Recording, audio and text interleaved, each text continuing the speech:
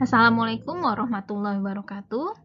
Video ini termasuk dari video untuk mata kuliah Teknologi Pengemasan dan Penyimpanan. Nah, di video ini kita akan membahas tentang polimer. Video sebelumnya sudah pernah saya upload juga, itu adalah tentang plastik, ada beberapa video. Nah, di situ menjelaskan tentang jenis-jenis plastik atau jenis-jenis polimer. Nah, pada video kali ini kita akan membahas teori tentang polimernya itu sendiri. Apa sih itu polimer? Sifat-sifat dari polimer apa yang perlu kita pelajari dalam kaitannya nanti untuk kita memprediksi atau mengidentifikasi sifat dari suatu plastik. Nah, kemasan plastik. Jadi plastik itu sebenarnya adalah polimer ya. Jadi kalau bahasa awamnya plastik, tapi plastik itu terbuat dari apa? Terbuat dari polimer. Nah, apa itu polimer? Nah, jadi apa itu polimer? Dari namanya poli, artinya banyak gitu. Jadi polimer itu merupakan suatu molekul yang besar atau kita sebut sebagai makromolekul yang tersusun atas subunit-subunit yang berulang. Jadi polimer itu poli banyak, mer, jadi dia itu merupakan suatu molekul yang terdiri atas monomer-monomer yang saling berikatan. Monomer itu apa? Monomer itu bisa apa saja gitu ya, senyawa. Jadi kalau ada satu senyawa itu disebut sebagai monomer.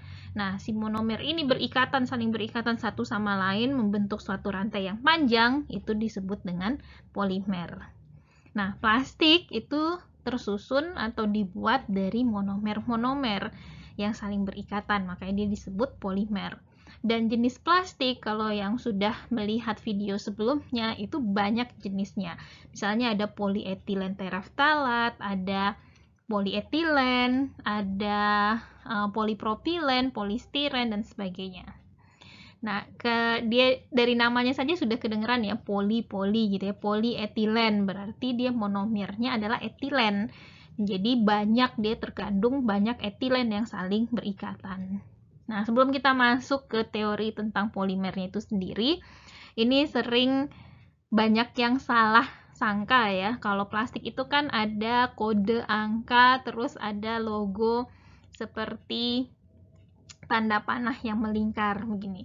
Banyak yang menyangka bahwa ini adalah tanda bisa didaur ulang, atau ada juga yang berpikir bahwa itu berapa kali bisa dipakai, atau ada juga yang berpikir itu adalah produk yang sudah keberapa kali didaur ulang. Jadi misalnya ada yang kodenya 6 gitu, berarti dia sudah 6 kali didaur ulang. Atau ada yang berpikir, oh dia itu bisa 6 kali dipakai sebelum harus dibuang. Tidak, tanda ini bukan menunjukkan daur ulang atau apapun, tapi tanda ini adalah menunjukkan kode untuk polimer. Jadi kalau kodenya 1, artinya itu polietilen tereftalat. Kalau kodenya 2, itu high density polyethylene atau HDPE, dan seterusnya. Jadi tidak ada hubungannya dengan berapa kali dia sudah di daur ulang ataupun berapa kali dia boleh dipakai. Oke, kita masuk ke teori tentang polimer. Kenapa kita perlu mempelajari tentang polimer? Itu terutama karena sifat dari plastik itu sangat ditentukan oleh sifat dari polimer penyusunnya.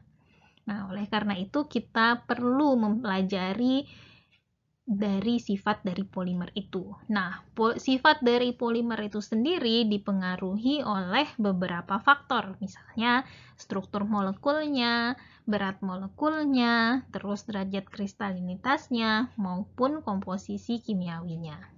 Nah, kita akan bahas beberapa aspek penting dari polimer. Berdasarkan komposisi kimiawinya, polimer itu bisa dibagi menjadi 2 kelompok besar, yaitu homopolimer dan heteropolimer. Homopolimer ini adalah polimer yang punya unit berulangnya jenisnya sama, atau monomernya sama. Sedangkan kalau heteropolimer itu unitnya berbeda, lebih dari 1 yang berbeda. Jadi monomernya yang homopolimer hanya satu jenis, yang heteropolimernya itu lebih dari satu jenis, 2 atau lebih. Contoh di sini polietilen. Polietilen itu hanya disusun atas ini saja. Sedangkan kalau untuk nilon itu dia tersusun atas 2 jenis monomer. Nah, untuk heteropolimer sendiri itu bisa kita kelompokkan menjadi 3 lagi.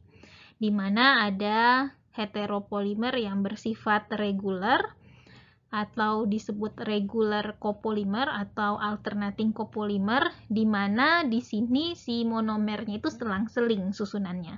Misalnya di sini ML, ML dan seterusnya. Terus yang kedua ada random copolymer. Artinya susunan monomernya yang tadi yang beda-beda itu tidak ada aturannya. Terserah dia secara pada saat dia disintetis dia saling berikatan tanpa ada aturan tertentu. Misalnya di sini ML, MM, MMM, LLL, LLL, MM. Jadi tidak ada suatu pola. Terus yang ketiga adalah block copolymer atau heteropolimer, di mana monomernya itu membuat blok atau membuat grup gitu ya, kelompok. Contohnya di sini misalnya M dulu 4 kali gitu ya, ada 4 M saling berikatan, terus baru dia mengikat 4 L, baru dia mengikat 4 M lagi, dan seterusnya. Nah, ini baik apakah dia homopolimer, heteropolimer, dan heteropolimer mode regular, random, dan block itu akan menghasilkan sifat plastik yang berbeda. Nah, susunannya selain apakah dia tadi si monomernya itu sejenis atau berbeda, juga bagaimana si monomer itu saling berikatan. Apakah ikatannya linier seperti ini, lurus saja gitu ya, atau ikatannya bercabang, atau ikatannya crosslink. Crosslink itu dia kalau di sini kan yang bercabang, tapi dia terpisah ya antara satu rantai dengan rantai yang lain. Jadi dia hanya memiliki cabang, tapi tidak saling berinteraksi dengan rantai yang lainnya. Kalau di crosslink ini lihat ada satu rantai, ini rantai juga, rantai polimer, terus dia ada ikatannya, ada yang mengikat gitu. Itu yang disebut dengan crosslink. Dan bagaimana dia mengikat antar monomer ini akan juga mempengaruhi sifat dari polimer. Biasanya yang ikatan linier dan ikatan bercabang itu bersifat termoplastik. Sedangkan yang crosslink atau ikatan silang itu bersifat termosetting. Nah, apa bedanya termoplastik dengan termosetting? Ada yang tahu? Oke, termoplastik itu adalah polimer atau plastik yang jika kita panaskan itu bisa kita bentuk kembali. Jadi si plastiknya itu lebih mudah didaur ulang lah ya, karena kalau sudah kita pakai terus kita panaskan terus kita bentuk bisa menjadi plastik yang baru lagi. Sedangkan kalau termosetting itu kita tidak bisa, kalau kita panaskan kita tidak bisa bentuk ulang, karena ketika dipanaskan itu plastiknya bukan meleleh tapi terdegradasi atau terbakar, sehingga tidak bisa dibentuk ulang. Nah, biasanya tadi ya sudah disebutkan bahwa yang polimer yang bersifat linier maupun bercabang itu dia bersifat termoplastik. Kenapa? Karena kalau dipanaskan itu kan dia modelnya kan tidak saling berikatan ya antar rantainya. Jadi pas dipanaskan dia bisa merenggang. Nah, kalau dia merenggang makanya jadi lebih mudah dibentuk gitu, bisa meleleh dia. Sedangkan kalau misalnya cross-linking tadi yang ikatan silang gitu ya, ini kan antar ikatannya itu dia ada pengikatnya. Nah, pengikat ini membuat si molekulnya itu tidak mudah bergerak gitu. Nah, ketika dipanaskan dia tidak bergerak gitu ya, maka dia tidak meleleh. Nah, kalau semakin dipanaskan maka akhirnya dia terdegradasi, bukan meleleh, bukan molekulnya saling menjauh gitu ya, tapi dia justru rusak atau terbakar. Nah, aplikasi dari termosetting ini agak jarang di kemasan pangan. Jadi biasanya yang kita gunakan seperti polietilen, polietilen tereftalat itu merupakan plastik yang bersifat termoplastik. Tapi yang termosetting bukan berarti tidak digunakan hanya lebih jarang. Misalnya dia lebih banyak digunakan di coating. Misalnya kita melapisi untuk pelapis kertas ataupun pelapis dari kaleng gitu ya. Oke, itu tadi untuk bagaimana komposisi monomernya dan bagaimana bentuk ikatannya. Nah, sifat selanjutnya yang penting dari polimer adalah derajat polimerisasi. Derajat polimerisasi itu adalah jumlah monomer, rata-rata jumlah monomer yang ada dalam suatu polimer. Misalnya kalau dibilang derajat polimerisasinya itu 10, oh berarti polimernya itu tersusun atas 10 monomer. Rata-ratanya ya. Rata-rata tersusun atas 10 monomer. Kalau dia 1000 berarti lebih panjang tuh rantainya karena ada 1000 monomer yang saling berikatan. Nah, semakin tinggi derajat polimerisasi, bisa kebayang bahwa si molekulnya juga semakin besar karena semakin banyak yang berikatan. Nah, kalau molekulnya semakin besar, dia bersifat lebih rigid, lebih kaku gitu ya. Nah, plastik itu biasanya punya derajat polimerisasi besar dari 1000. Nah, ini contoh bagaimana derajat polimerisasi itu sangat-sangat mempengaruhi sifat dari polimer kita. Contoh di sini derajat polimerisasi untuk polietilen PE. Nah, kalau dia hanya 1 berarti bukan polimer ya, tapi monomer. Misalnya 1 sampai 4 itu bentuk fisiknya itu gas. Dan biasanya kita gunakan untuk cooking atau masak ya, disebut dengan untuk gas memasak itu dari polietilen. Nah, terus kalau dia lebih panjang lagi 5 sampai 10, bentuknya sudah berubah dari gas menjadi cair. Dan cair ini bisa kita gunakan sebagai gas, gasolin atau untuk bahan bakar suatu kendaraan. Nah, terus kalau kita tambah lagi 26 sampai 50, bentuknya sekarang jadi solid. Jadi lebih padat, tapi tidak terlalu solid gitu ya, tidak kaku. Nah, ini yang digunakan untuk buat lilin. Jadi mulai tadi dari gas untuk masak, bahan bakar, terus lilin gitu ya.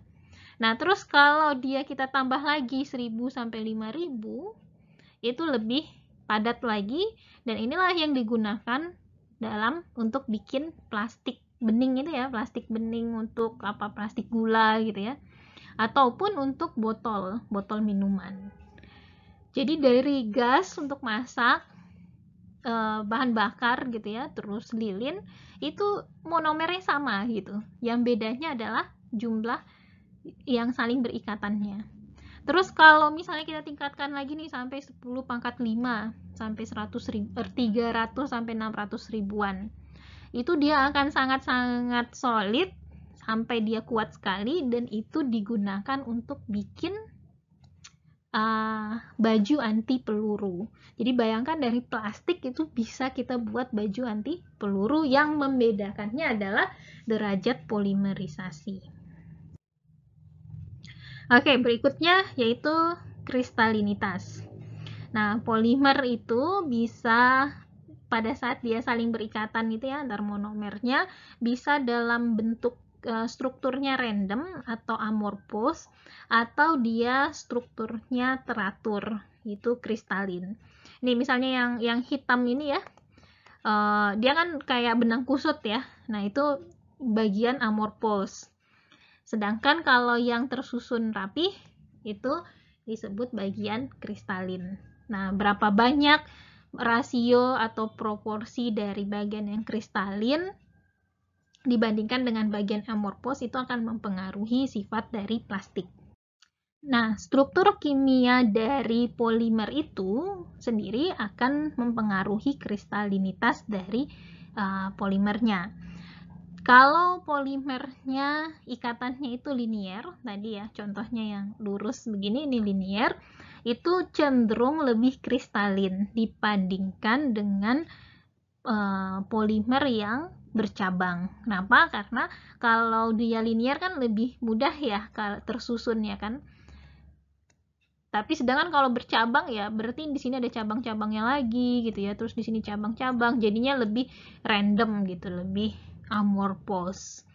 Nah, jadi di dalam kasus ini contoh yang linear itu HDPE, sedangkan yang bercabang itu LDPE. Nah, tingkat kristalinitas dari HDPE itu lebih tinggi daripada kristalinitasnya dari LDPE. Efeknya apa? Nah, biasanya kalau kristalinitasnya tinggi, maka kekuatannya juga akan semakin tinggi. Tapi kalau kristalinitasnya rendah, dia akan semakin transparan. Memang kekuatannya lebih rendah, tapi transparansinya bisa lebih tinggi. Contoh ini tadi HDPE. Nah, di HDPE tadi lebih kristalin, dia bisa lebih kaku, lebih kuat.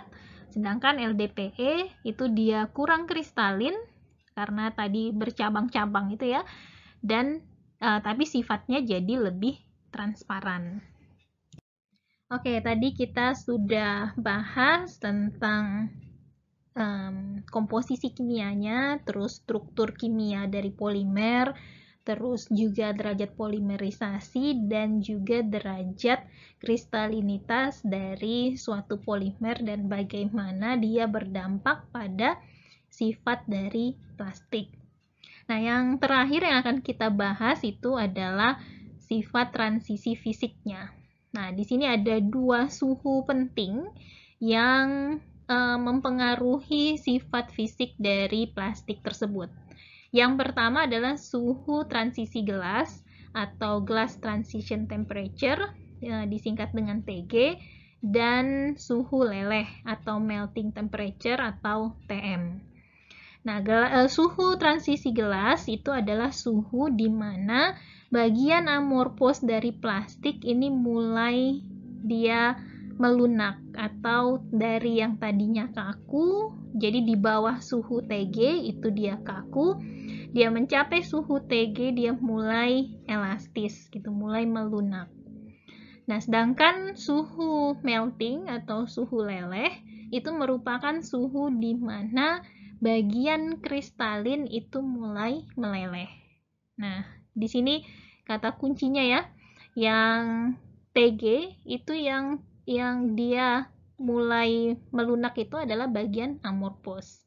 Sedangkan kalau TM itu bagian kristalin. Nah, kristalin itu butuh suhu yang lebih tinggi untuk membuat dia menjadi lembut atau lebih elastis gitu ya, mulai meleleh dibandingkan dengan yang amorphous. Jadi TG ini suhunya lebih rendah daripada suhu TM. Jadi bagian amorphous duluan yang melunak gitu ya, lebih elastis, baru nanti yang kristalin.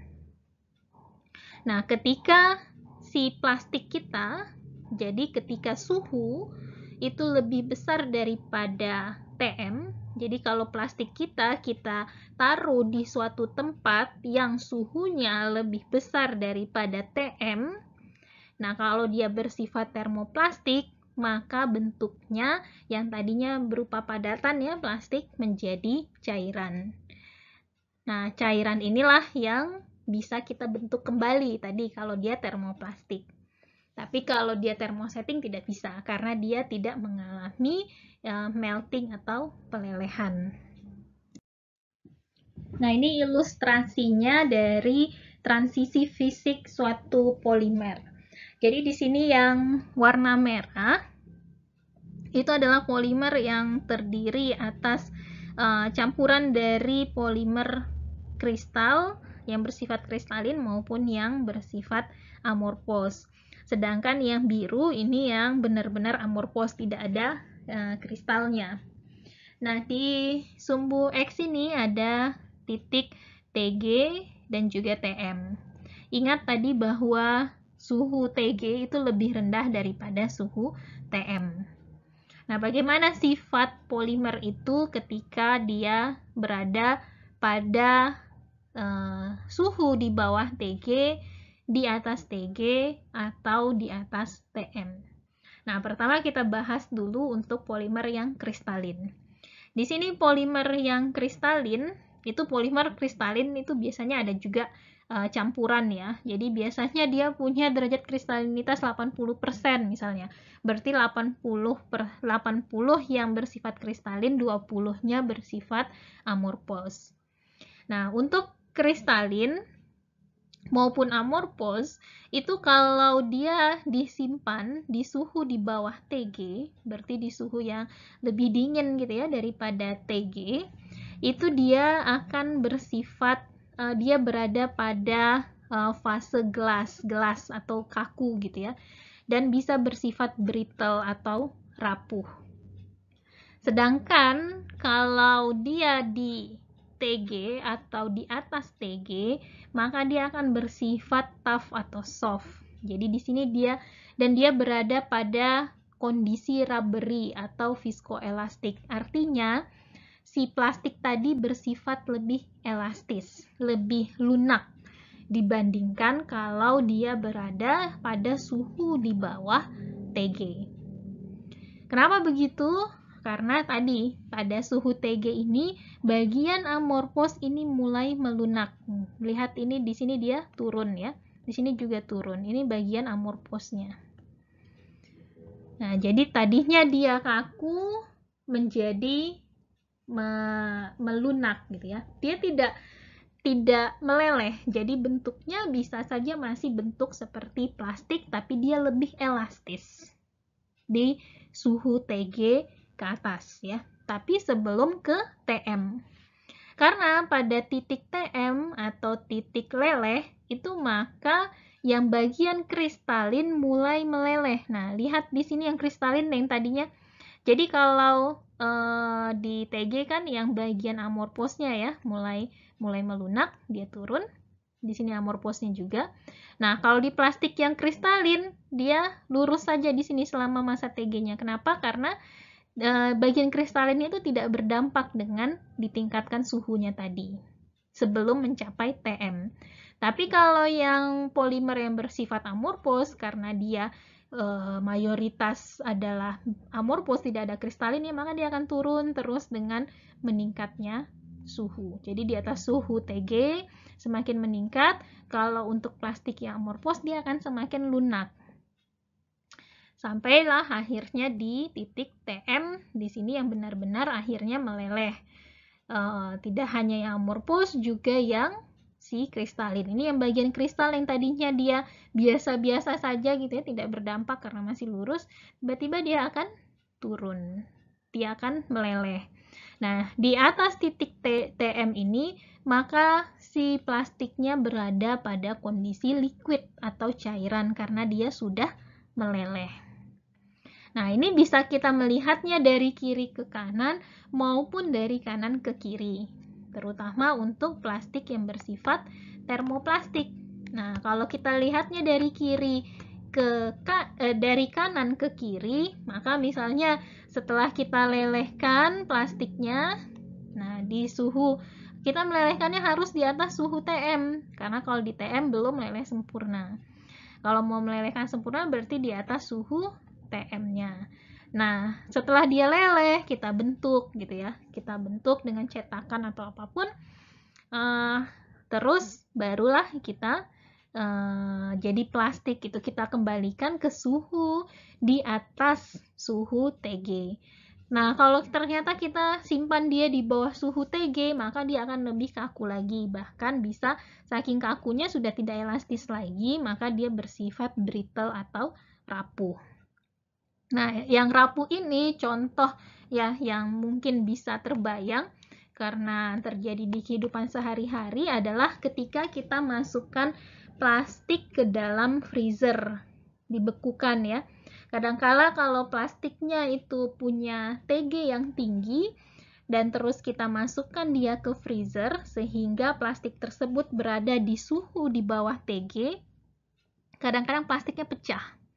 Kayak pecah-pecah gitu. Jadi dia tidak lagi elastis, tapi dia pecah. Nah, itulah contoh dari yang dimaksud dengan plastiknya menjadi rapuh kalau kita simpan di suhu di bawah TG. Nah, informasi TG dan TM dari suatu kemasan itu sangat penting diketahui. Jadi, kalau kita beli plastik gitu ya, kalau memang kita mau merancang sesuatu dan kita membeli plastik dari suatu perusahaan misalnya, nah kita perlu informasi-informasi yang tadi disebutkan. Seperti apakah dia jenis monomernya apa, terus derajat polimerisasinya, terus derajat kristalinitasnya, dan juga TG dan TM-nya. Berapa TG-nya, berapa TM-nya. Karena kedua suhu ini itu biasanya akan sangat mempengaruhi batasan suhu di mana kita bisa mengaplikasikan plastik kita. Seperti tadi ya, yang plastik yang tidak boleh di freezer ya. Kalau TG-nya tinggi, berarti tidak cocok ini kita masukkan untuk produk beku. Karena kalau untuk produk beku, kita butuh yang TG-nya rendah, supaya walaupun kita masukkan ke dalam freezer, dia belum di bawah TG. Nah, begitu juga dengan TM. Kalau kita punya produk yang mau kita aplikasikan di suhu tinggi, misalnya kita mau melakukan sterilisasi gitu ya, di suhu di atas 100 derajat Celcius. Nah, terus kita butuh berarti plastik yang punya TM tinggi. Artinya dia tidak meleleh di suhu sterilisasi tersebut. Contoh misalnya ya, kalau TM-nya ternyata cuma 90 derajat Celcius. Sedangkan proses sterilisasi kita 121 derajat Celcius. Nah, kita masukkan dia ke dalam tempat, misalnya kita sterilisasi pakai autoclave gitu ya. Kita masukkan dia ke dalam autoclave, ya meleleh plastiknya. Dia tidak akan tahan. Berarti kalau kita punya proses pangan di suhu tinggi, kita butuh plastik yang punya TM jauh lebih tinggi dari 121. Misalnya TM-nya 190 misal ya. Misalnya saja nih suhunya TM-nya 190, maka kita masih aman untuk sterilkan di 121. Nah, kalau tadi kita mau simpan di beku gitu ya, sedangkan TG-nya itu misalnya dia di suhu 15 derajat Celcius. Sedangkan kalau suhu beku itu di minus 5 derajat misalnya. Loh, ini sudah terlalu rendah gitu ya. Bisa saja terlalu rendah sehingga plastiknya nanti jadi pecah gitu. Tidak elastis lagi. Nah, untuk itu kita perlu perhatikan TG dan TM-nya. Nah, ini sifat ringkasan ya, sifat fisik dari polimer pada suhu ruang.